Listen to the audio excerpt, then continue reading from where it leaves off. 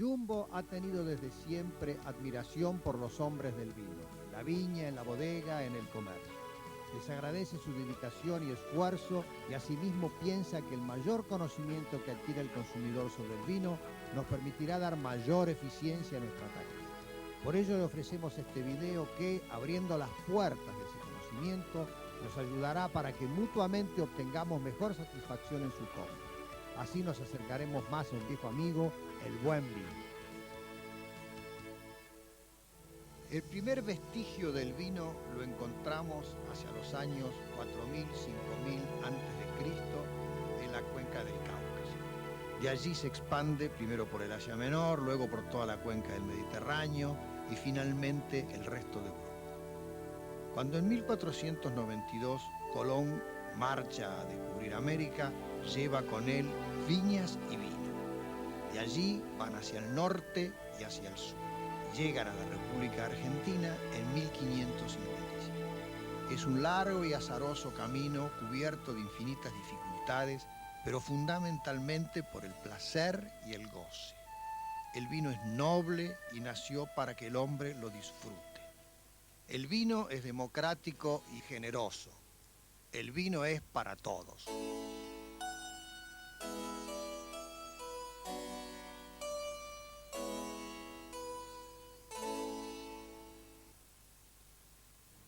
El vino nace en el viñedo. No existe un buen vino si no existe una buena uva. Una vez que esta uva ha sido cosechada cuidadosamente, va a la bodega. Y en la bodega empiezan los procesos de elaboración del vino. La molienda, la fermentación, la maceración, etcétera, etcétera, hasta que llegamos al añejamiento. Una vez que el vino está convenientemente añejado, va a parar a la copa. Y con la copa empieza la degustación. La degustación tiene dos fines. Primero, saber si el vino nos gusta o no nos gusta. Segundo, conocer mejor el vino. Y para saber cómo es el vino, para conocer mejor el vino, necesitamos analizar el color, el aroma y el gusto.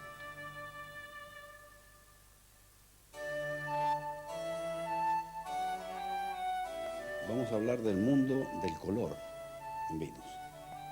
En grandes rasgos sabemos que hay vinos blancos, vinos rosados y vinos tintos. Pero eso es muy general. El por qué esas tres divisiones se puede explicar a grandes rasgos de la siguiente manera. Los blancos provienen de uvas blancas, que es su materia colorante típica, y se separan las partes sólidas de las partes líquidas inmediatamente de ser procesada la uva, o sea, en la molienda. Dentro de los blancos hay una gama muy grande de sutilezas, de tonos y matices dentro de esos blancos, donde conjugan los oro con los verdes, y de acuerdo al tipo de elaboración que se haga y de dónde proviene la uva de la zona climática determinada. En el caso de los rosados, hay variedades que se prestan para elaborar rosados como tales, o a partir de uvas tintas, haciendo una extracción fraccionada y medida de la materia colorante. Hay quienes hablan de, por ejemplo, vino de una noche, vino de 2 noches. Significa una maceración de una noche para extraer el color que uno quiere y luego separa la parte sólida de la parte líquida. En el caso de los tintos es donde esta policromía es mucho más compleja.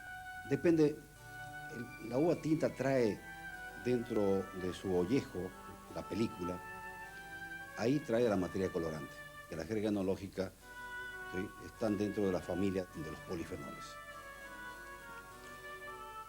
Esa materia colorante varía muchísimo con la variedad, con el clima, con el suelo y con los sistemas de elaboración que uno someta a ese vino para extraerle más o menos color, más o menos viveza del color. Encontramos tintos con tonos violetas, que generalmente en nuestro caso proviene de la zona fría de Mendoza. Bajando, empezamos a encontrar tintos con colores rojos, vivos, fuertes. Luego están los rojos rubí, y va bajando a medida que la temperatura sube y los suelos son más aluvionales y son, sobre todo, empieza a haber algo de salitre, la materia colorante cae.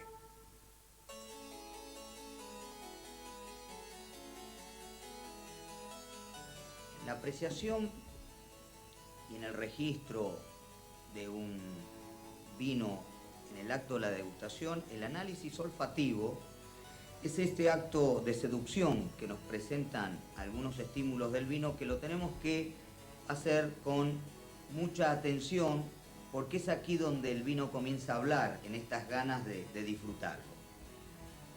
Para ello debemos contar de una linda copa y de un volumen, la tercera parte puesto de vino en una copa angostada, para que los principios aromáticos del vino se extiendan en el espacio libre.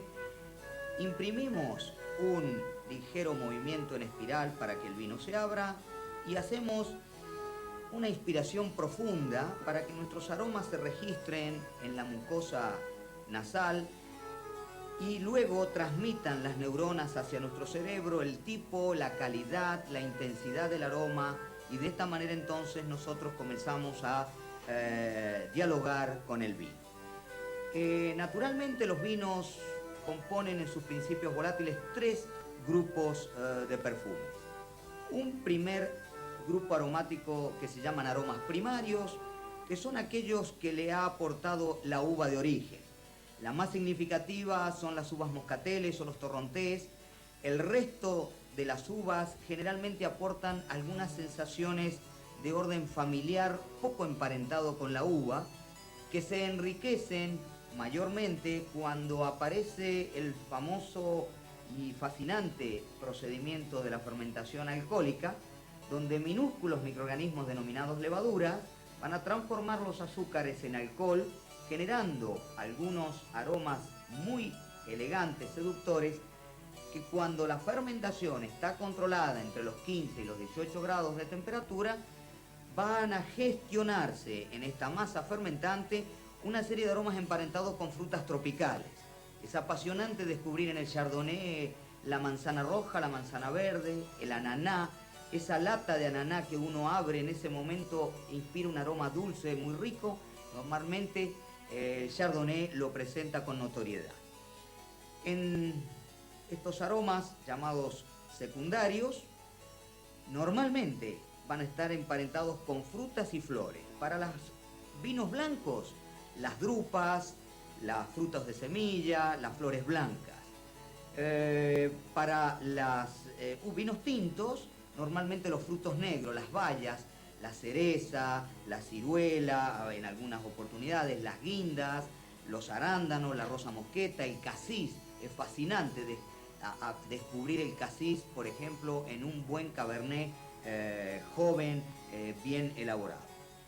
El tercer grupo de aromas digno de encontrar y descubrir en el vino son los denominados terciarios, que son una serie de aromas que el vino se enriquece durante la conservación y la crianza, dependiendo del material donde está criado. En acero inoxidable se va a mantener mucho la fruta, o en el apasionante momento de la crianza en roble, como lo tienen que hacer los grandes vinos, va apareciendo una serie nueva de aromas que terminan exaltándose e intensificando cuando el vino es embotellado y es luego guardado en estiva, acostado, bajo silencio, bajo temperaturas de los 12, 14 grados centígrados en estos lindos sótanos, donde entonces los vinos de guarda se enriquecen de este aroma terciario denominado bouquet.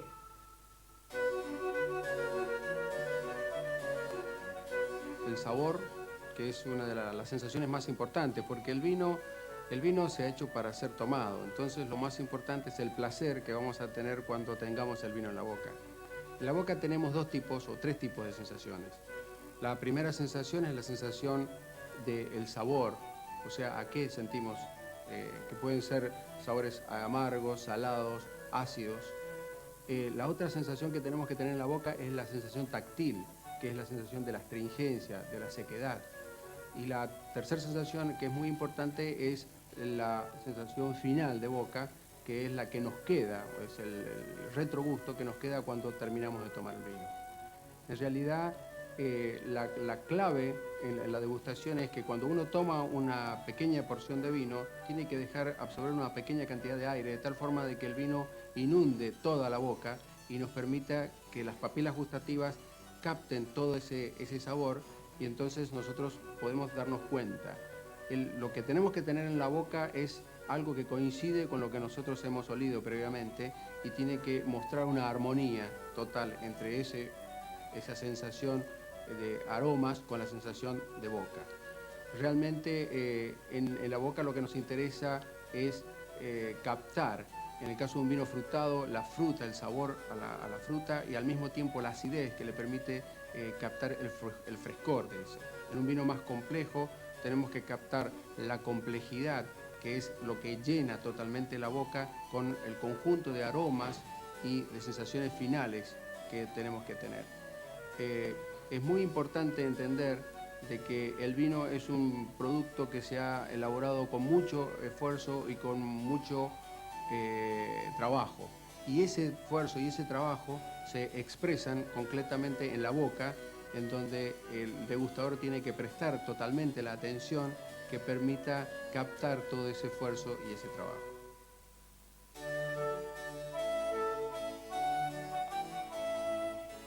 La degustación es un arte y como todas las artes requiere práctica. Una práctica frecuente, una práctica comparativa, probando distintos tipos de vinos y anotando en cada uno de los casos las impresiones que usted registra respecto al color, al aroma y al sabor de cada uno de estos vinos. De esta manera podrá tener un conjunto de elementos que le permitirán conocer mejor el vino, disfrutar mejor el vino y tener más medios para comprarlo con mayor acierto.